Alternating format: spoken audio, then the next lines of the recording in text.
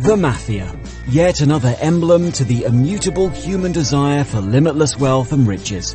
Though, as everyone knows, their workings border on the criminal, often kill many people on the way, and usually escape any police or judicially enforced crackdowns.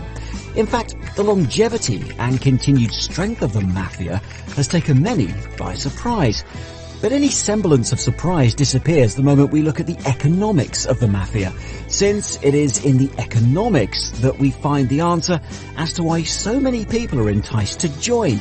Evidently, the money has to come from somewhere, and if it is enough to power the engines of international criminal organizations, then it must surely be a huge sum of money.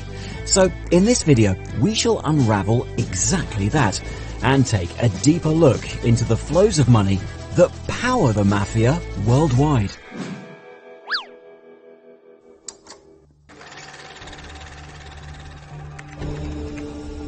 The Mafia are not a single entity, like a single secret society or something. Often the word Mafia refers to a collection of organizations that operate in a similar way and often collaborate with each other in their illegal pursuits. As a result, they are often referred to as organized crime units in many official documents. Everyone knows that they're a rather closed and shrouded entity with slim understanding into their precise workings. Traditionally, they hail from Italy, with Italy having the most notorious reputation as a mafia hub.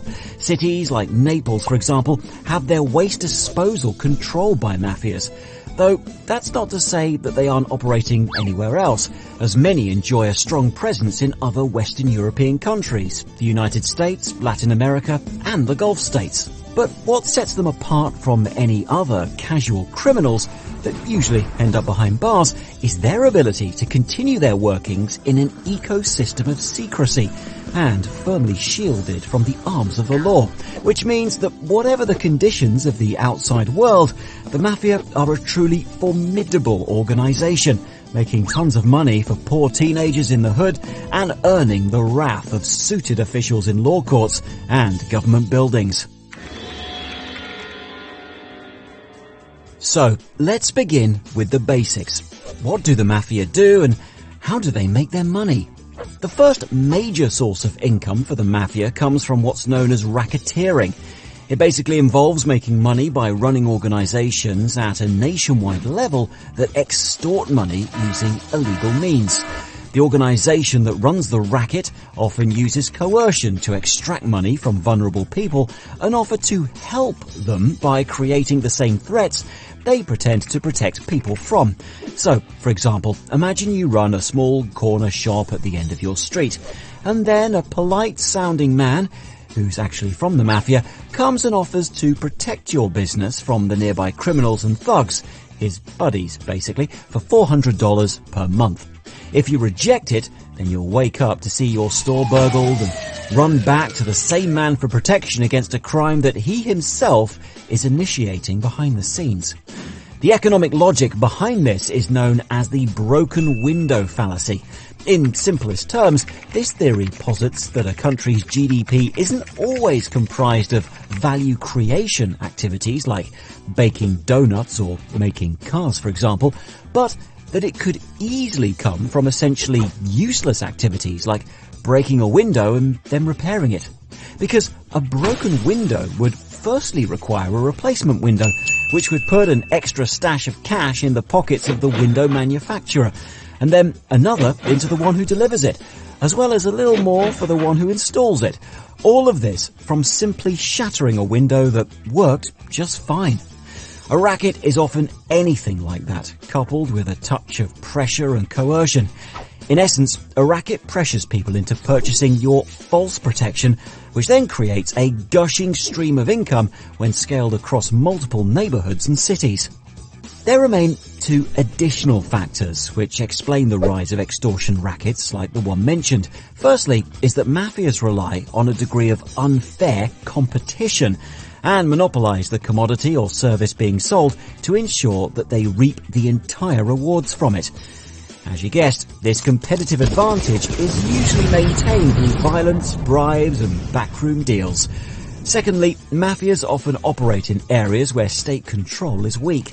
Due to poor coverage of the state in a particular neighbourhood, a gap in the market arises, which is filled by the local mafia. Other similar rackets involve a wide array of scams, laundering operations and embezzlement of public money. Then we have the more obvious ways in which the mafia operates. This brings us onto drugs like cocaine and heroin, for which mafias take a leading role in the distribution and sale of. The sale of drugs in many poor neighbourhoods is usually run by organised criminal gangs, many of them connected to an overarching mafia of some type. And once you have a population that's addicted to whatever it is that you supply, then you've bagged yourself a continued source of income. What's more, it gradually becomes an income that's passive and effortless in its flow, since an addict would do all the dirty work for you in order to obtain their next dosage they so desperately crave. It's exactly the same logic that makes the drug cartels so stonkingly rich. Often, mafias are the strongest where you least expect them to be. In Dubai, Nigerian gangs lure Western tourists into dating scams. The scammers begin by posting an attractive but fake photo on Tinder, then invite them to an apartment where bandits are hiding in wait to loot them once they arrive. Due to poor legal protections for foreigners, Dubai has become a hub of such mafias and gangs with little to prevent them from exploiting the vulnerable tourists.